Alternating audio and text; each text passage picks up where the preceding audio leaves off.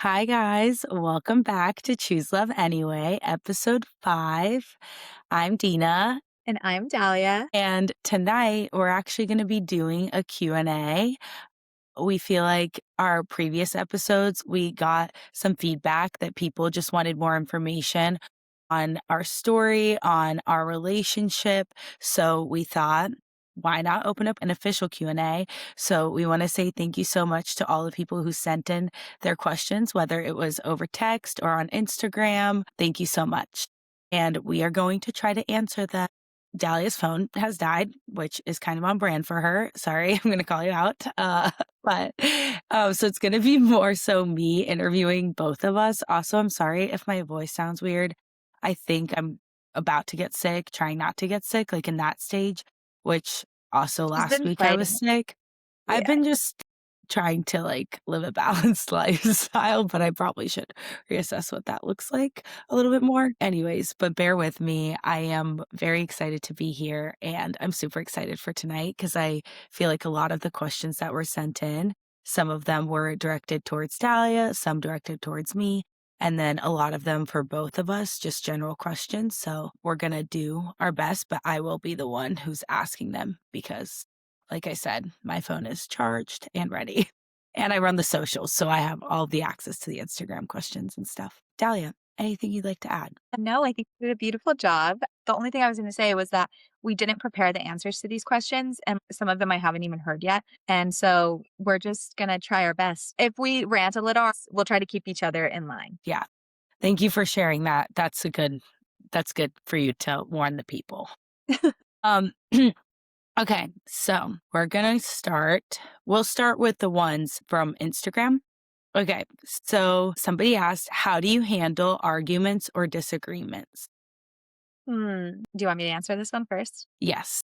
Okay. I think also, I don't know if they met between us or in general, so I think you can just Uh, Okay. maybe speak to both of them. Okay, that's a good question. Well, I'll start with us, and I will be completely transparent and say we used to not handle that very well. The way we used to handle it is just try to get the other to see our side. And we're both care deeply about what the other one thinks, but sometimes we would try to act like we didn't, which didn't really work because we'd get really defensive and we're both pretty sensitive. And so we didn't. Like the true, honest truth is in the past, we didn't handle it very well.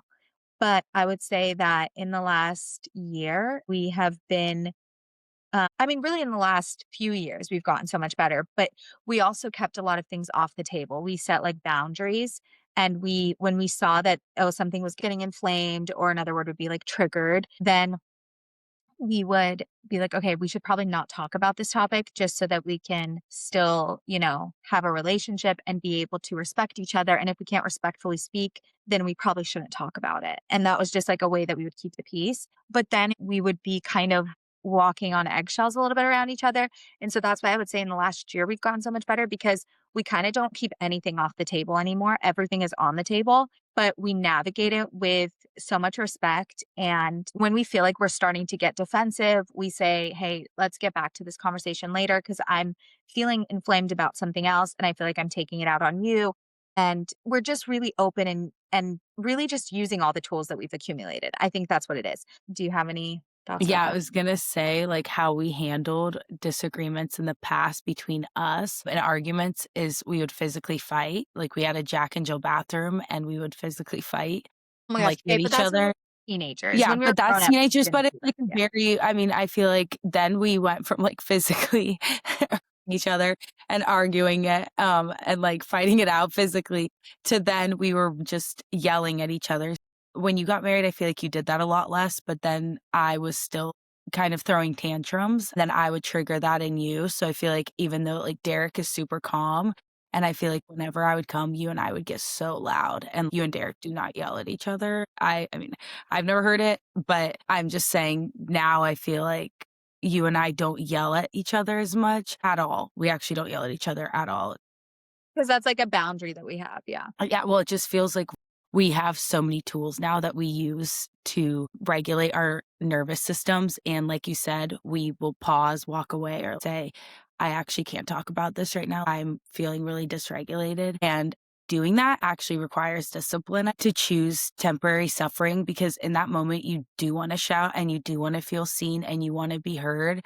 But I feel like you said, we respect each other. And I think one of the biggest shifts I've noticed is that I think even as siblings, for all siblings, like you kind of grow up being pinned against each other and compared a lot. And so you feel like you're constantly a threat to each other, even without knowing it sometimes. And I think now we feel like we're very equal. We respect each other in that way. And then we also appreciate and value who we are as individuals and feel secure in ourselves. So then we don't feel the need to like be seen or show you that I'm right or prove that I'm right. Like we almost hold space and try to force ourselves in a way to see the other person's perspective, even if we don't agree with it or we don't agree with the behavior that they just did or something, or like the choices they've made, we can see how they got there and we get kind of back to curiosity, I guess. Like we get curious of like, okay, how did you get there? And then we'll like try to see the other side. But it sounds like it's so forced, but it's really not. Cause I think at first, like, yeah, it felt a little bit more painful and a little like a lot more resistance to it. But then I think the way that we saw the results of that was that we did have such a more loving, closer relationship that now it's like we want to do it.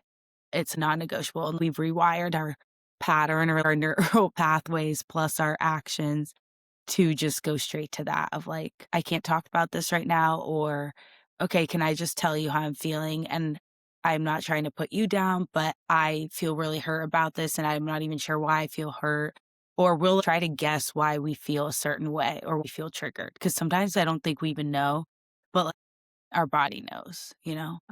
Okay, now we're gonna move on to how do you handle disagreements or arguments with others? It's a great question. And I was just going to say, I think that I don't really get into a ton of disagreements or arguments with other people. It was really always more of my family. I had a therapist once tell me this: the closer the person is to your wound, the more kind of triggered and activated you are. So there's some people in your life where you really won't be activated. And you're almost like, wow, this is so much easier because like my nervous system is just cruising. And so it's so much easier to have any conversation because your defenses just don't come online the same way. And I think you probably know what I'm talking about, but I think even to our relationship, I think it was when I started to parent my girls that things really shifted because I birthed two sisters at the same time. And when we were little, everyone thought we were twins, and our mom kind of dressed us like twins. We'd wear the same outfit, but in different colors. And our younger siblings, people always think they're twins. They're a boy and a girl, but they legitimately look so similar. And they're so cute. We love them. They're also like a year apart, just like we were. And so I think that maybe it was like this thing in our family that we were just bound to have twins eventually. But I think watching them grow up, I realized how much power I had to nurture their relationship and how easy it is as a parent sometimes to want to motivate your kids by kind of pinning them up against each other, as a single mom and just with the tools that my mom had, like that it can be a really motivating way. A lot of us are motivated by, especially if we already are kind of competitive by nature, because some kids are, they just come that way. And I think that's a gift they need. But I think that sometimes when you kind of encourage that more in regards to one of their siblings, because it does help you motivate them in some way, I also think it kind of activates shame and guilt and some of these other things that then make you feel like you're less than. And I think at a young age, it's really hard not to see your sibling as the problem or the cause of that feeling in you. And so then I think with you, they tried to motivate you so much by telling you be more like Dahlia. But then there was also ways in which I was told, to also be responsible for you. Like, you're my sister. I should love you. I need to make sure you're okay. I need to take care of you. While simultaneously, I felt there was this tension between us too as kids because we also felt the safest with each other. We had experienced all of our trauma together. They say that with parenting, I learned that like your kids will have like a safety parent, and that's who they'll kick out all of their feelings, every emotion, kind of that's who they express it with. And that's really great for kids to have. But I think that Dean and I kind of ended up being that for each other. And so then it's very hard to hold that as a kid. It just is. And because we were the most consistent thing in our lives, that I think we began to do that to each other. To go back to the question that you're asking, because I guess I had more to say about our relationship, Yeah. but to talk about comparison, I guess, is what sometimes I talk about it in comparison. Like in my marriage, that's a big boundary we have. We do not yell at each other. There's just some guidelines that are set. Maybe this is simple, but I just think about the person in front of me and that they're a human being and that they're good inside, which if anybody knows about Dr. Becky, I love her book, I love her podcast. And for my girls, if I believe that someone in front of me is good inside, and if I really believe that everybody is good inside, then I can try to speak to that part of them, even if another hurt version of them is showing up. And that's who maybe is hurting my feelings. So it's kind of talking myself through the experience. But I just think that you can basically say anything if you can be respectful, kind, and honest. I don't think that means you're like not holding space for their feelings, but I think walking away, if you can't do that, is a great tool because you might not be able to do that in the moment that you're heated. So I think walking away, saying, hey, let's talk about this later. And so I think the way that we navigate disagreements now is probably how I navigate disagreements with anybody, but I just don't have that many disagreements with people. One, because I was a people pleaser. And so maybe I just didn't even get to that point. But now I just feel like I'm honest. If I disagree with someone about something, I just think that's normal. Whereas at one point I thought you should agree on everything with someone because that means closeness. I think a lot of people will actually find that comforting. Distance is a big one for me. I am Mm, so sensitive, and the more I embrace my sensitivity and embrace it as in it's a gift, not something to be ashamed of or shrink myself. If I'm around people where I find myself shrinking, or let's say I had a really great weekend, but days after I feel like hungover socially, it's like a social hangover, or mm, I feel like I wasn't honoring my highest self, like abandoned my morals and values to meet them where they're at.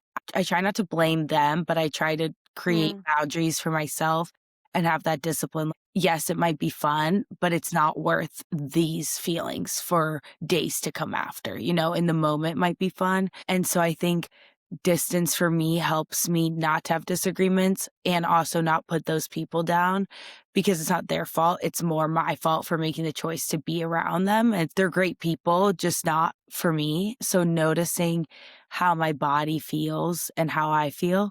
And I know that's not really like I feel like it's because we disagree on morals and values, maybe like at the foundation. yeah, that's the hard one because I will say, if I know that me and someone don't agree on politics, I just kind of completely avoid that conversation because I actually don't know how to not get emotional in it. And I think that's a privilege, but it is something I'm trying to work up to because I do think that it's actually important to be able to have some of these conversations because I think that we don't know if we're only listening to the news or different sources versus each other. I think that it's actually hard to hear sometimes the truth. And I think a lot more division gets to be ensued when people aren't talking to each other about these things. So that is one of our hopes too. I want to spread more love in a way that's also still honoring your own integrity. And I think that that would be beautiful to still be able to show up that way. But I will say and be completely transparent that I have a hard time navigating that because it's sometimes hard for me to still remember that the person in front of me is good inside and to honor their agency when I do feel that some decisions hurt a lot of people and I have a really hard time not getting emotional and passionate about it. So I'm not perfect at this and I'm not saying that you need to be perfect, but I think ultimately it's practice. Also, if someone comes at you, because sometimes you're not the one who's starting the disagreement, if someone kind of comes at you in a volatile way or kind of hostile, I think just imagining that they're probably a child in that moment, essentially having a tantrum, because a lot of times when we are dysregulated, we turn into more of a child version of ourselves because that's what's being triggered. And our nervous system is still at that age in some ways. And so when you feel that the behavior is not matching the age that they are, most likely they're showing up as a kid. And so then kind of talking to them in a way, not in a demeaning or condescending way, but just being like, I don't want you or me to say things that we don't mean. I do love you and I do respect you. And I think we should give each other some space so that we can come back more level headed and be able to actually honor each other and who we are right now. Because I think it's activating something deep inside you. And I don't want you to regret what you're going to say right now. If you're even able to have that, I think that's hard to do. I don't think I have close friends who I don't feel that I can talk to in a very Yeah. regulated way, Yeah. in a mature and respectful way. And I was gonna say, I think for me, really distance is one of the best ways I can love people better than having Hmm. them in my Totally. close circle. And I've honored that. And I think that's why I also have really thoroughly enjoyed my life as of late because I stopped feeling so responsible for people's feelings. And it's kind of what you were saying earlier. I don't think you're responsible for how other people feel. I think you're responsible for being honest and kind. And you being honest and kind may still hurt the other person's feelings. Of course. And Of course. that's okay because you at least stayed honest and kind and they may not understand it now, but eventually I really do believe that they do and that they will. So, yeah. Okay, sorry. That was a really long answer to this question. So, we're going to move on to the next question. Okay. So, also, wait, I do want to add if you don't know what to say sometimes, it really does help to work with ChatGPT. You can say what you feel, and literally, I will say, I want to say this in the kindest and most honest way possible. Please help me figure out the right words to say this with the most loving intentions. And it really does help because sometimes I think we just were never taught how to communicate honestly and kindly. So shout out to AI for that. All Yeah. right. Next question. How did y'all find yourself at a place of peace after having arguments together in your past? We kind of answered that just now. Yeah. Yeah. Yeah. I agree. And then Dina, can you see yourself getting married again one day? Yes, absolutely. I am a hopeless romantic. If you know me, you know I love love and the fairy tale type of love. I actually just posted a TikTok and it was all about why dating a divorced woman is actually pretty cool.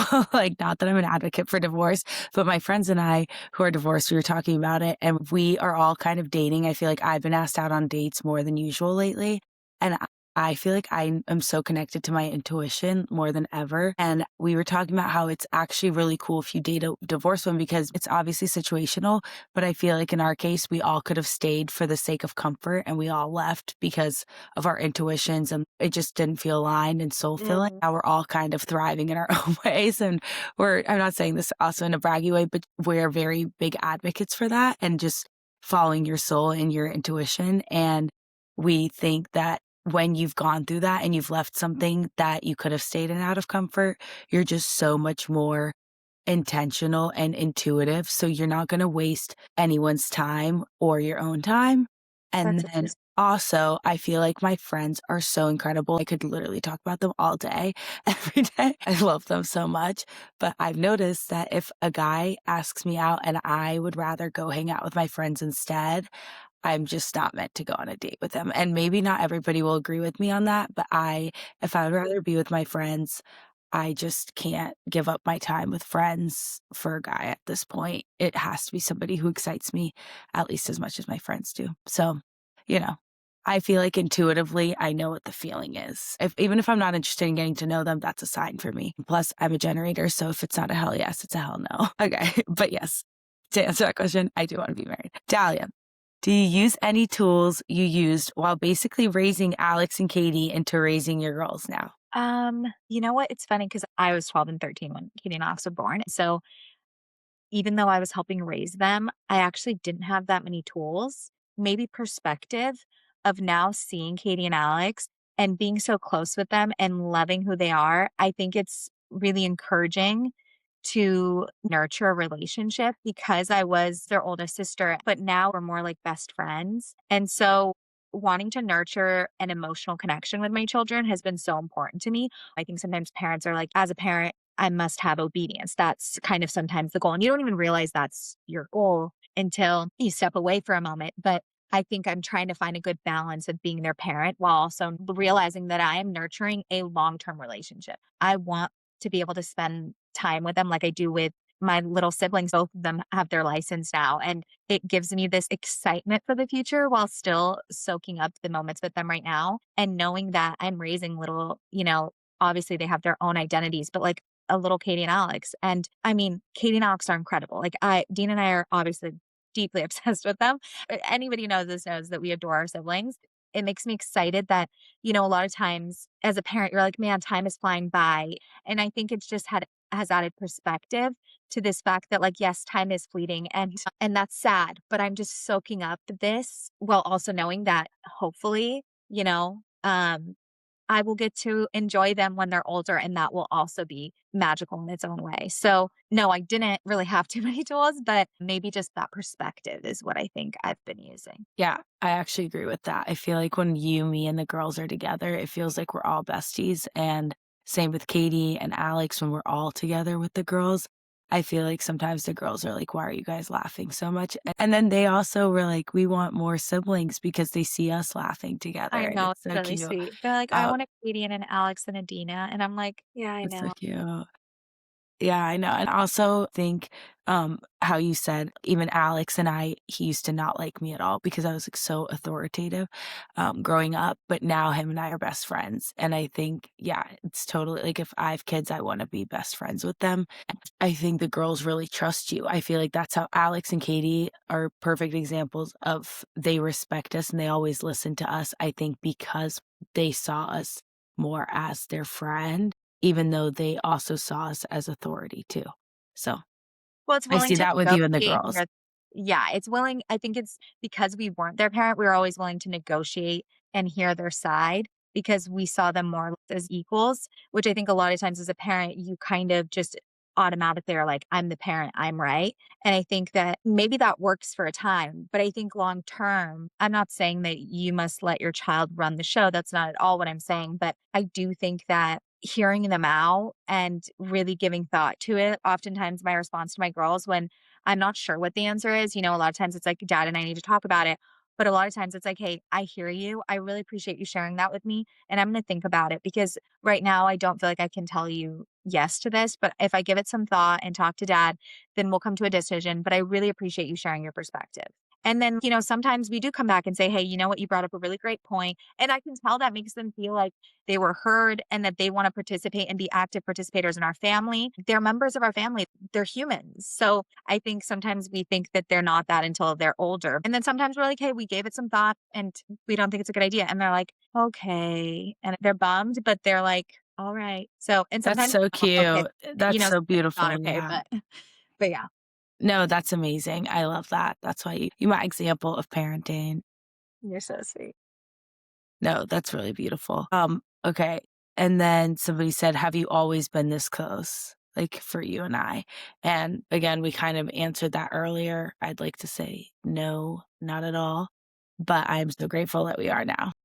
Well, what's funny is it depends what you think closeness is. We have always been proximity close. I mean, we had the Jack and Jill bathroom. Maybe we actually needed more distance. And that's what helped us Physically. is just having space. But then now we really want to be close to each other because I think that being distant from each other helped us feel like, okay, we miss each other and we get to be together and we want to make the most of the time when we're together so that we're not as at each other's throats about things sometimes. But we would still have a lot of fun. We've always laughed really hard together, and that's always been part of our relationship. And now I think that we crave to be closer to each other and like live near each other because we don't anymore feel like we need space in order to not, disagree with each other because now it just feels way more helpful. Like we said, I think in our first episode, we can kind of navigate any single conversation. And yes, we've also changed over time. Like Dean and I used to be more different than we are similar. And I feel like now we are more similar than we are different. But It's kinda still, like what I was saying about the distance yeah. and values and morals, like, I feel like we had different values and different morals and different beliefs, and now I I think don't we're like to just a say lot. morals because I feel like sometimes morals are associated with your worth and I don't know. So I would say values, sure. But, I mean, I know you get you're yeah, that's fine. That's fine. This is an example. Yeah. Agree to disagree. You're a bit more sensitive on words like that and Same. like the victim thing, which is fine because I've learned to, I know that about you in the same way I now know you love when I use emojis. If I don't use emojis sometimes, you feel like I'm upset with you. But like, it's funny because I do love emojis, but not in the same way. And Not I in the always same way that explain, no, but like, it's funny because, actually one of the questions that, one of my friends asked was, "How are you so open? You make it seem so easy to be open to just a stranger. You just have this open energy and you flow and you can like, talk about your private life or things that are really vulnerable, but you make it look so easy." And I was like, "Well, you should see my sister. She's like me, but times 10. But you don't talk about your private life, but you are so open. Like when we go to Trader Joe's, Dahlia knows everybody, knows their life. You just really are so amazing at connecting with other so humans sweet. and everybody is so equal. In your eyes, everybody is the same to you, whereas I definitely tend to rate people of importance to me, and then I'll like entertain the ones that are more important to me and want to know more about them or talk to them more or be around them more, whereas you are much more open in that way. Sorry, I might be going on a That's so tangent sweet. here. No, no, no, but that's really interesting because I wouldn't say that's always the case, but you're right. I think that's also something of being a parent too. I guess I'm looking at everyone's just like a little child walking around. I'm just kidding, but Yeah, maybe. Yeah, yeah, yeah. I'm definitely much more harsh, I feel like, in that way. And not saying I'm God and I'm mighty and great and have this right to judge people. I think that's my own way of discerning things. And I feel like totally. because I'm so sensitive, I'm just easily influenced. So who I give my time and energy to, I have to be very careful because I've learned how easily influenced I am. Okay, sorry, didn't mean to go on that tangent. But back to the original question, have we always been so close? No, we haven't, but I feel like the fact that we are both very open like that, now we can use that for each other too. And yeah, I feel like for me, I used to think being vulnerable meant connecting with others, but I realized that connection doesn't have to mean vulnerability. But I do think that sometimes if we just express our humanness and we say things how we are, and honesty is actually connection to me. So I feel like me being honest about things that might be embarrassing or come off really vulnerable to others gives other people permission to do the same. And so that's why I do feel like I have a lot of very close friends because we all can show up in that way. But I think somebody always does have to go first in any relationship and kind of expose themselves in a way to let the other person know, like, hey, my armor is down. I'm being honest with you, like, you're safe here. And I'm going to show you that it's safe here. Every time I've done that, it's always been beautiful. And I feel like that's why people can have such deep conversations. Like a good amount feedback I get is like, I feel like I can just tell you anything. Oh, haven't had this deep of a conversation in a long time. And I feel like you're kind of the same way too. So, anyway, sorry, I was kind of answering two questions at once there. And then another one is somebody said advice for navigating a familial relationship where you feel like you always have to walk on eggshells around them for fear of offending them or miscommunication. Oh man, this is a good one. I know who sent this one in. Okay. You know what's funny? We've been talking a lot about our relationship here, but you used to be that for me. I think that used to be us. And I think that ultimately space was what we did. Just took space or just had boundaries around it. But I think actually if I was to give you more of this thing I wish I would have done now is been able to just be more honest. Like the thing that I would say now is asking yourself, am I self-abandoning? Because if for you to stay, quiet about something or considering their feelings and how they might respond is causing you to also self-abandon, I think that now I would say you should choose to not self-abandon because that is the kindest thing to do for everybody involved. But if it's not, if you're not self-abandoning in order to just kind of be around them, because maybe they're a family member and it's hard to avoid them, I think that it might be for your best interest to not expose yourself if they're not a safe person to you. But if they do matter a lot to you, and it's worth it, then I think that finding a new way to have a relationship without self abandoning is the best thing. And I think that's just using that formula we talked about at the beginning, which is being honest and kind and respectful of the person in front of you and maybe having to have some hard conversations. But I think you have to assess the risk and if it's worth it. Because I don't think hard conversations are always worth it because of how invested you might be in the relationship or how you might not be invested because it does take a lot of energy and effort to do that. And I would say that I'm just starting to maybe do that because in the past, what I would do, which didn't require a lot out of me, was just people pleasing. And it didn't start to feel self abandonment until more recently. And now that I know that, I have to change it because I then grow and resent. And maybe something I heard recently at a conference we had gone to was how resent can grow into contempt. And so if you're in that space where you're now kind of resenting them a lot and feeling negative feelings in your heart for them, I think that's probably a sign that you aren't honoring yourself. And so then doing something from that place. And yeah, it's a hard question. I don't have the exact right answer because there's some follow-up questions. But I think that also staying hopeful, because like I said, I would put Dina and I in that category at one point in our lives. And now we can talk about literally everything And so maybe staying hopeful that things could change. And maybe that person is looking for you to give them a chance to hear you out, or maybe give it another try. I would like to add that actually a couple years ago, Dahlia said this to me, and I hope it's okay that I share this. She said, "You know, Dina, if you weren't my sister, I don't think you and I would be friends." And I don't know why that statement really hurt my feelings, but it wasn't like I was mad at you. I knew you were right. Like, I actually knew that there would be 0 reason for you to be my friend. I wasn't even a good sister. Like, why would I be a good friend?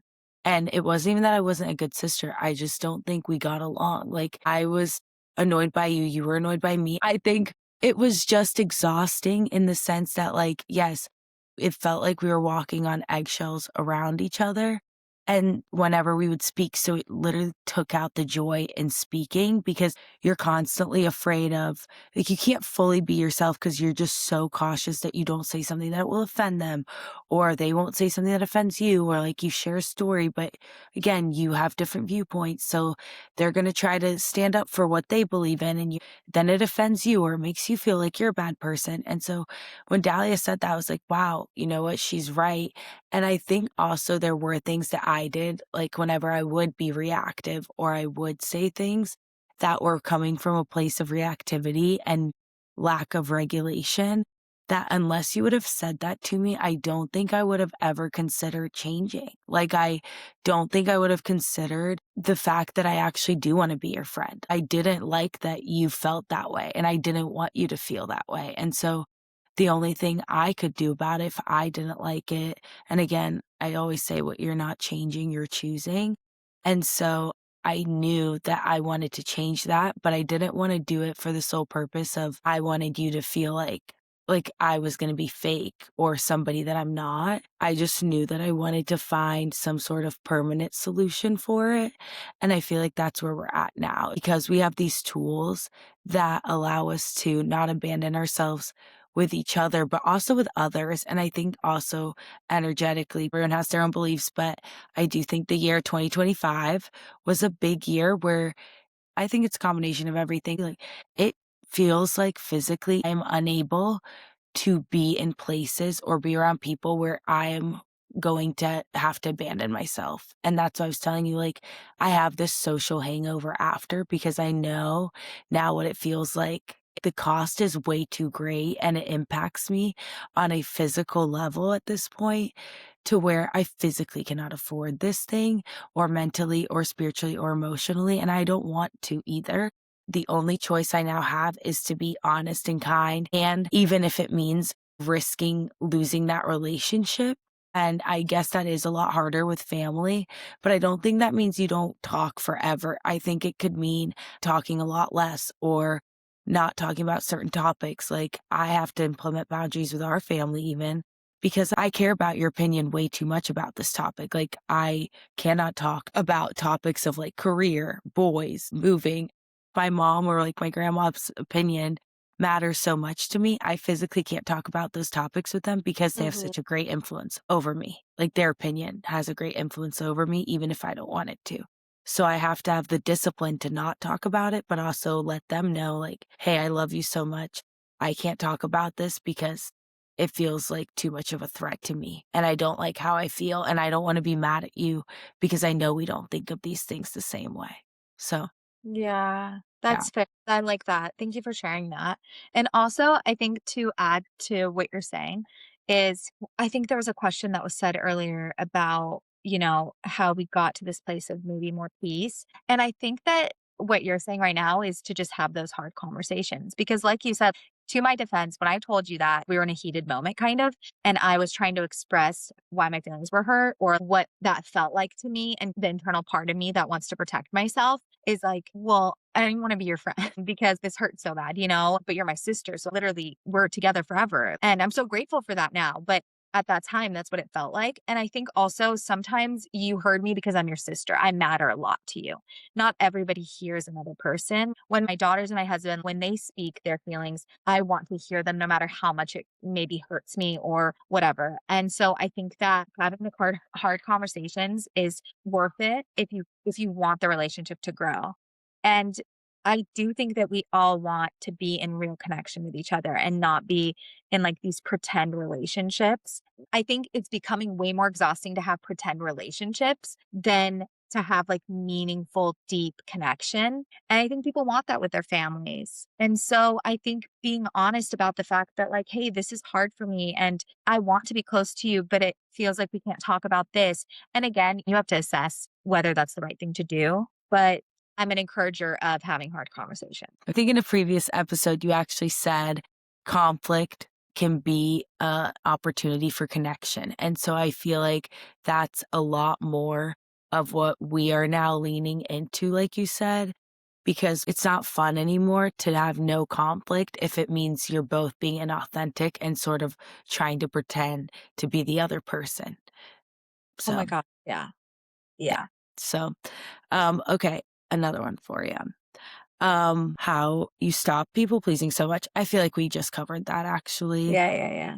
And then how to be okay with people not always liking you. That's a hard one. I'm still learning that one. And I think actually our little sister Katie is an example of to me of this, of someone where it's inspired me to want to be just truly authentically myself. And then whoever then wants that version and wants to be friends with that version, then it's so beautiful to have that connection versus a lot of connections where you're just pretending to be someone else. I think I got really good at a certain age, especially like moving to America and assimilating. I became really good at like pretending and trying to fit in because really when you learn a language, you're literally like trying to mimic the people around you. And so I think I became really good at mimicking. And I think I was fake, but I don't think I realized how fake I was because there were some people that I was still being honest with, people that I felt really safe with. But I admire that about my sister when I look at her and that she doesn't have so many friends, but the relationship she has now, she actually lets herself be known. And she has gotten to do so many things of just like creatively express herself rather than have so many friends and have people to do things all the time. You know, she's done so many art projects and she is so creative. And rather than self abandoning to be liked, she's gotten to spend time with herself and get to know herself and express herself in creative ways and learn her inner world. And I think at a certain age, for myself to be worthy of being liked, or for me to even like myself, I just needed to have enough proof that enough people liked me. And now I think that I'm just really starting to like myself. And so I don't want to pretend with anybody. I want to just be myself because I can't reject myself. And I don't feel God will reject me. So if I'm not for someone, that's totally fine because they're wonderful also. And some people are just not compatible in that way. I'm still working on that. But I am deeply inspired by my little sister Katie in that way. I did kind of shift and change a little bit like a chameleon for a lot of people when I was young and especially my teen years. And there's so much grace and there's no judgment if you're doing that, if you're still doing that. I think it's hard sometimes, especially as women, when you were told to like be pleasing to people, if that's kind of the thing that you were taught to do, and be likable. And I think also another person that's actually inspiring to me of that is you, Dina, because you are almost uncomfortably honest about who you are. And I actually find it so inspiring because people, if they like you, they really like you for who you are. There's nobody who's liking you because you're mimicking them. You know, my husband's probably the first person I was completely myself with, like from the start, in just showing him exactly who I was. But also to his credit, he's extremely non-judgmental human, and so you can just show him your heart, and he's just there being like, okay, I'll hold it and super tender and loving in that way. So yeah, I'm still learning that. I know that's kind of an all over the place answer. Do you have anything you wanted to add to that? Actually, what you were saying about Katie and having quality over quantity, I do think sometimes I get a little insecure because I do feel like I have a lot of friends right now. And not just right now in this moment, but I feel very grateful to have so many quality friends. It's like you said, like I physically can't be fake. It's too exhausting for me. And I always say I think I'm on the spectrum because I'm just way too like brutally honest. Yeah, And not brutally honest, but just like embarrassingly honest, I guess. it's really cute.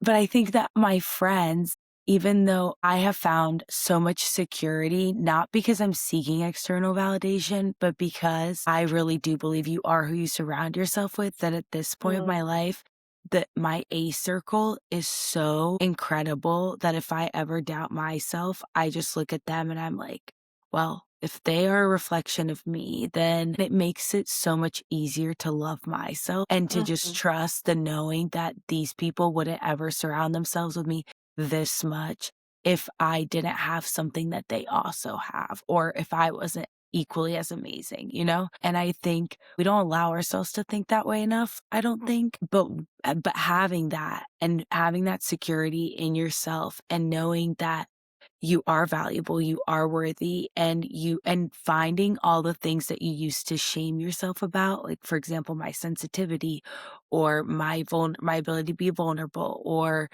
just navigating it and sort of having a little bit more discernment of when and how to use those things, it doesn't make you any less authentic. It just makes you a little bit more intentional. And so I think that's something I have stepped to since moving back. And that's something totally learned in Nashville. And I think that's why now I just don't need other people to approve of me. Like, I'm a big, big believer that if the same way I don't like the feeling of having to be around somebody I'm not enjoying my time with and the resentment that builds, I would never want somebody to be around me and feel that way. I want to only uplift and energize others. So knowing that, it's like, I cannot control if you don't like me. But what I can know for certain is that I only want to be surrounded by people who want to be surrounded by me. So if you don't like me, even if it hurts my feelings and if I wish it was a different way, it's just simply not. And I'm going to accept that and I'm going to surrender to that. And I'm going to be Yeah. okay with it because life goes on.